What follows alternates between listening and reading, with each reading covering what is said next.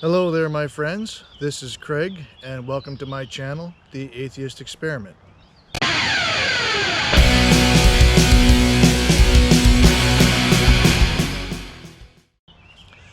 It's been a while since I popped out a video. Life's been hectic around here in the past while. We moved to a new place, and I still don't have my office set up. My partner was preparing for a powerlifting competition, and I'm her coach, so that was busy. She took second place in her division for all of Canada, so I'm super proud of that. We had a COVID outbreak in our house, so that was awesome. And I took a very intense course to upgrade my skills, and that was very stressful. To top it off, next Friday, I'm going under the knife for a bilateral hernia operation that I've been waiting for quite a while. We figure it's a result of the cancer treatments due to constant coughing, constipation, and sickness. I'm looking forward to putting that all behind me, and now I'm hoping to get back to making a few videos. I have a bunch of ideas lined up for at least half a dozen more videos, so I hope you get something out of that. Right now, we'll get started on my latest thoughts and hope you can relate in some way. So I think by now, you understand the atheist part of my channel, but you may be asking yourself, where is the experiment? What does experiment have to do with this channel? I'll take you back to when I was a child, and I remember having these big questions about our reality, our existence, and why is it all so big? Now, as a child, I couldn't really articulate these questions or figure out how to express them to people. So I mostly kept them inside, and from time to time they would eat away at me, and I would stare up into the sky, wondering how things worked and why they worked that way. But I always came away feeling unsatisfied and somewhat disturbed. So I might be a bit like you and kind of grew out of that curious nature, and then life started to get in the way, and you somehow begin just existing, going with the flow of what you have been spoon-fed to think and feel about your existence. I stopped stopping to think about why I do what I do. Of course, like everyone else, I tried to figure out what I was going to do after high school. I went to work, I paid my bills, I owned a car and a house, and I expressed what I felt like was unconditional love towards my family and friends. I never really considered what it meant to be doing all the things I was doing. I stopped looking up at the stars and wondering why. In my later years, I'm 52 now, I started to rediscover those curious feelings, and I feel like I just can't absorb enough knowledge. I'm reading books on philosophy and science. I search for meaningful YouTube videos where I can learn about social issues, science, logical thinking, and anything that I think will give me a better understanding of the world around me.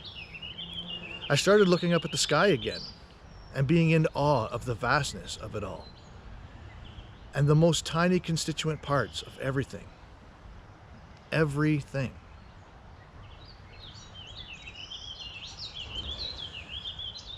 We, and I mean humans, scientists, have put forth theories on things as vast as the cosmic microwave background left over from what seems to be the Big Bang to the atomic world of molecules, atoms, electrons, and quarks. The James Webb Telescope is the most advanced thing humans have ever created to explore the universe. It sits out beyond our moon's orbit, and I can't wait to see what it will see.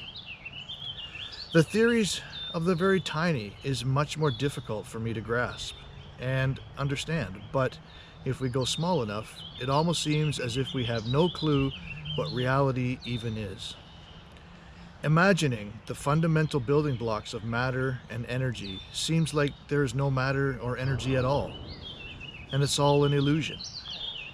Quarks don't think. They don't have autonomy.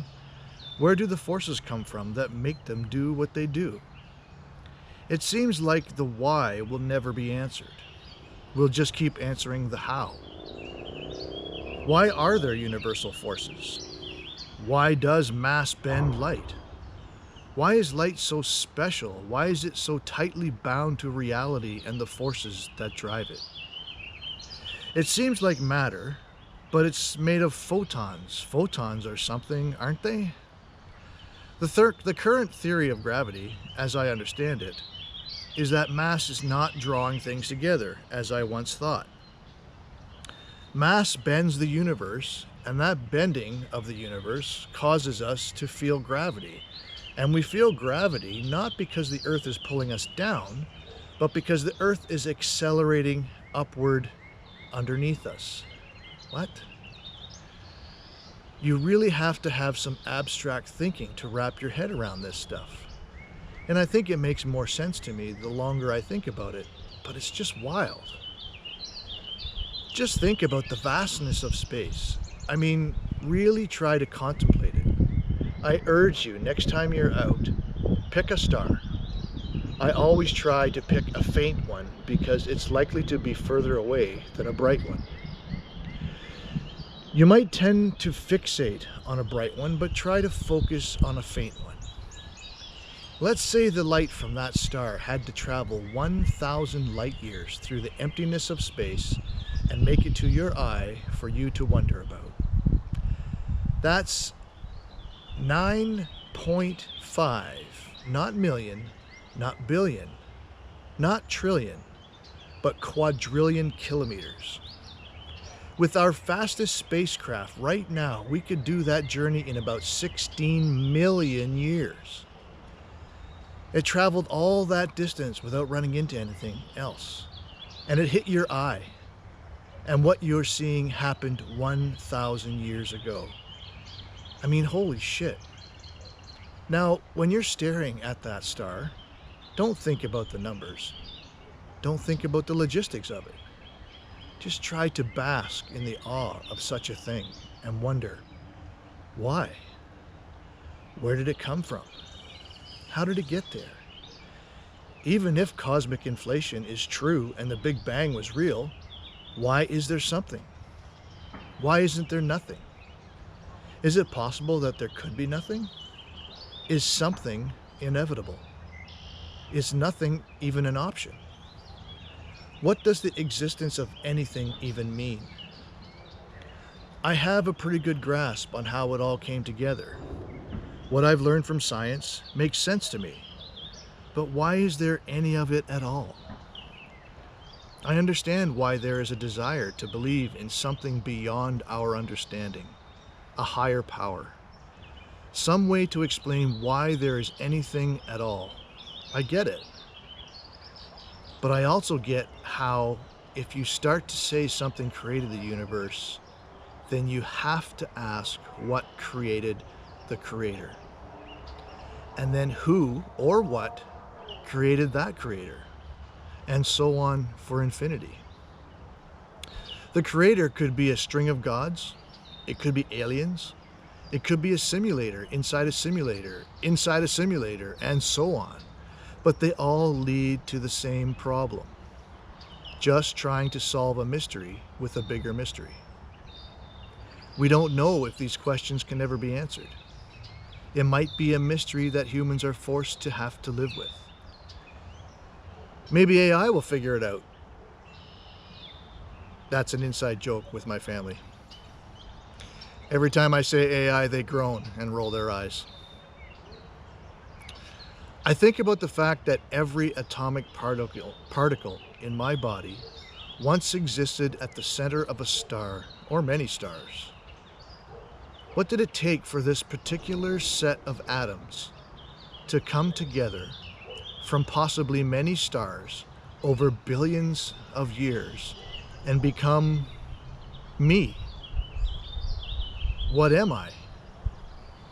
Some stars, who knows where, underwent nuclear fusion produced by extreme gravity to create atoms of various types and then explode them into the universe, spreading its guts all over the place, where they began clumping together due to gravity, forming planets made up of all the elements we see today, some of which make up what I am. This is what Aristotle meant when he said, "I am more than just the sum of my parts." Atoms and molecules are not living things, but when combined in a specific way, they become living things like you and me. That's fucking amazing. Your parts are not alive, but you are. So how many molecules have to come together before we can call something alive? Like a blood cell, for example. To call something alive seems impossible to define, yet we recognize a blood cell and call it alive. But this is not what we call life. How many cells does it take to call something life? Well, humans require trillions of cells, yet there is a single-cell organisms that we also call life. We recognize when a person is alive, and we recognize when a person is dead. So when does life start and when does life end? Seems like a question that is not easily answered. And this thing we call life, you, me, your dog, is nothing more than the assembly of atoms that once existed billions of years ago as a star. We've given ourselves the label life, but are we just another form of matter in the universe that will continue to change form after we are dead? Is life a falsehood? I find it very difficult to convey a deep thought and inspire someone to conceptualize what I'm thinking, to get you to feel the awe that I feel, to connect the dots in a meaningful way. I think that's where the mantra comes from, "You just don't understand me." So every time you reach out, either with your senses or with your mind, to try and figure something you didn't know before, you are conducting a type of experiment. An experiment with yourself, to test yourself, test your knowledge, test your strengths, and test your weaknesses. You reach out to grab a hot pot off the stove and you have conducted a kind of experiment. You found out that the heat was greater than what you can stand, and you learn not to do that again. You reach out to understand a social issue like LGBTQ rights, and you learn something, that we're all just people, trying to navigate this world in the best way possible. And when you committed a bigoted act and noticed how it hurt someone, you performed another experiment where you had a chance to learn something. The greatest pursuit of humanity is to learn. We learn through study, through engagement, we learn through others, and we learn through experimentation. And when you look up at that faint star and contemplate that space extends so far beyond that star that it is almost impossible to imagine, you are also looking into the eyes of the person next to you without ever being able to comprehend what it means to be that other person. Whether it be the past, present, or future, have you ever wondered, where did that moment go? It almost seems there is no present. Every nanosecond that passes goes immediately from the future to the past. When we think of the present, what are we really thinking of is what is currently moving from the future to the past. There is an infinitely small line between the past and the future. Neil deGrasse Tyson eloquently says, "We are prisoners of the present, in perpetual transition from inaccessible past to an unknowable future." Think about that. Where does the past exist except in our memories? I'm not talking about history when I say the past. I mean, where did that last 10 seconds go? It's only 10 seconds away into the past, but you can't access it. What about the 10 seconds in the future?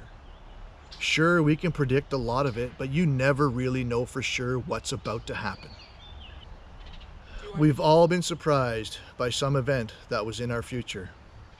But even though it was only a second away, we could not detect it. And even when that event happens suddenly, it's in the past again. It almost seems futile to try to plan anything ever, because what we thought was in our future goes so quickly to the past, and the present doesn't seem to exist at all. At the end of it all, what is existence, really? What is time, and why is it a thing? Why is there matter, and why does it matter? My name is Craig. Thanks for watching. Please subscribe to my channel and hit the like button. Stay tuned for more future videos, if the future even exists. And don't forget, I am slowly phasing out this channel, which will put it into the past. And I urge you to check out my rebooted channel, where I have taken all my old videos and edited them in an attempt to give them more personality.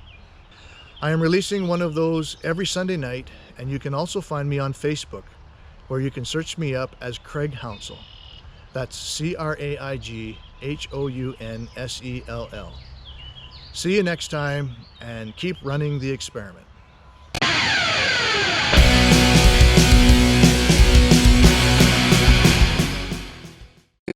Hey there, my friends. If you enjoy my videos and you would like to see more, subscribe. And don't forget to scroll down and hit the little bell so you can get notifications. I will be putting out a video every Sunday evening, and if you like it, hit the like button. And if you don't like it, hit the dislike button. Also, leave a comment and let me know what you think. Catch you next time, and have a great week.